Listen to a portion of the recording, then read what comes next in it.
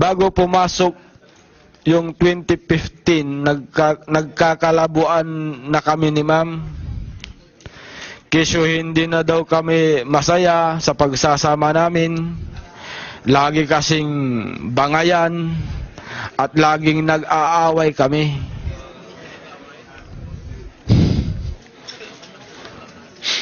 Kaya nung nabalitaan ko na yung isang hagad niya na ang pangalan ay Warren Cristobal, ang bagong boyfriend niya, parang nasampal ko siya ng bahagya kasi ma'am. Sabi ko, ubusin mo yata kaming mga security mo. Kaya simula noong January, bihira na akong pumasok sa DOJ, bihira na akong sumama sa kanya. At nag-stay ako sa Pangasinan, tapos nag-text siya, pumunta ka sa Maynila, may pipirmahan ka. Kasi hindi ka pumapasok, sumusweldo ka. Sabi niya. Sabi ko, isang beses lang ako sumweldo nitong January nung 15 lang, nung 30 hindi na ako sumweldo. Wala nang pumasok sa ATM ko kasi sa ATM ang sweldohan namin. Tapos nung pumunta na ako, resignation na. Sabi ko kay ma'am, pinagre-resign muna ako na parang nagpapalipas lang ako ng sama ng loob sa Pangasinan. Nakakahiya kasi, sabi niya. At saka tama na rin ito para iwas gulo. Okay, para wala namang talagang gulo, ayaw ko ng gulo, sabi ko. Pinirmahan ko yung resignation letter, mga katapusan ng February 2015. Kung baga, pinwirsan niya akong mag-resign. Meron po kaming relasyon ni dating Secretary Laila de Lima na tumagal ng 7 taon. Nagsimula po ito noong ako ay nagtatrabaho sa kanya bilang driver bodyguard sa kanyang law firm noong 2007. Bago pumasok yung 2015, nagkakalabuan na kami ni ma'am. Kesyo hindi na daw kami masaya sa pagsasama namin. Lagi kasing bangayan at laging nag-aaway kami.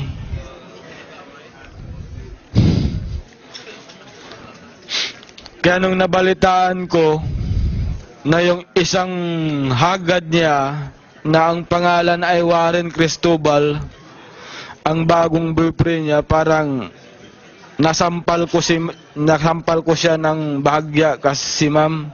Sabi ko, ubusin mo yata kaming mga security mo. Kaya simula noong January, bihira na akong pumasok sa DOJ, bihira na akong sumama sa kanya. At nag-stay ako sa Pangasinan, tapos nag-text siya, pumunta ka sa Maynila, may pipirmahan ka. Kasi hindi ka pumapasok, sumusweldo ka.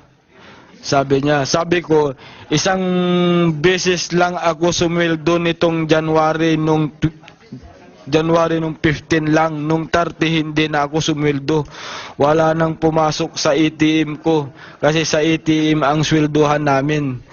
Tapos nung pumunta na ako, resignation na. Sabi ko kay ma'am, pinagre-resign muna ako na parang nagpapalipas lang ako ng sama ng loob sa Pangasinan. Nakakahiya kasi, sabi niya. At saka tama na rin ito para iwas gulo. Okay, para wala namang talagang gulo, ayaw ko ng gulo, sabi ko. Pinirmahan ko yung resignation letter, mga katapusan ng February 2015. Kung baga, pinwirsan niya akong mag-resign.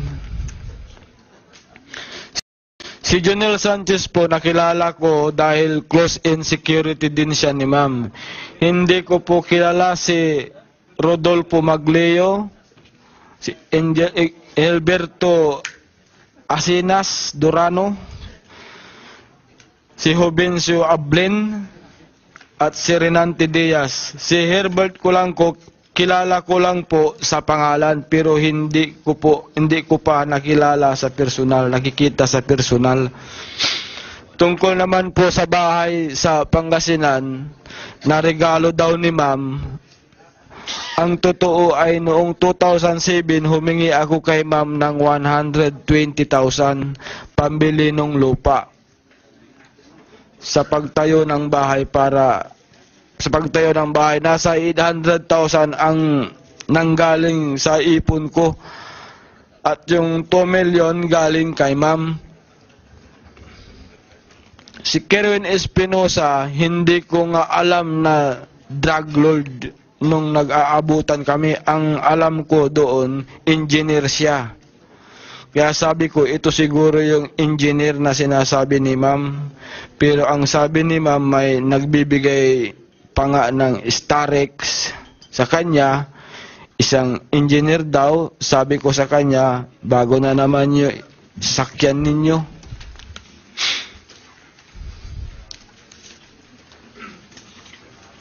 Ito na lang, last na ito, no? Bago na naman yung sasakyan ninyo, mama. Ang sagot niya, oo, bigay ng supporters ko. Tapos may bago siyang Fortuner na puti. Nung tinanong ko, sabi niya, ay, bigay ni engineer yan para kay Senador De Lima. Wala pong nagbibigay ng proteksyon sa akin. Wala din pong nagtago sa akin at wala rin pong nagkup-kup sa akin. Basta yung lupa na pinagtayuan ng bahay kubo ko doon ay pag-aari ng tiyuhin ng asawa ng pamangkin ko. Ang naging habulan po namin ng mga pulis ay umabot na ng higit kumulang 15 kilometro. Umabot po ako hanggang bukid kung saan namagana po ang aking mga paa dahil sa arthritis at napaupo na lang po ako. Nagpahuli na talaga ako. Kilala si Attorney Laila De Lima noong nag-apply ako bilang driver security ni ma'am sa law office nila sa Panay Avenue, Quezon City noong taong 2007. Totoo pong nagkaroon kami ng relasyon ni ma'am at nagsimula po ito noong 2007.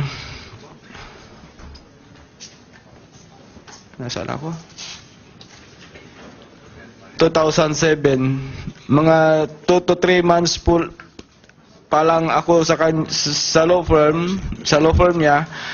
Alam po ng pangalawang anak ni ma'am ang aming relasyon. Alam din po ni ma'am na may asawa po ako ng mga panahong iyon.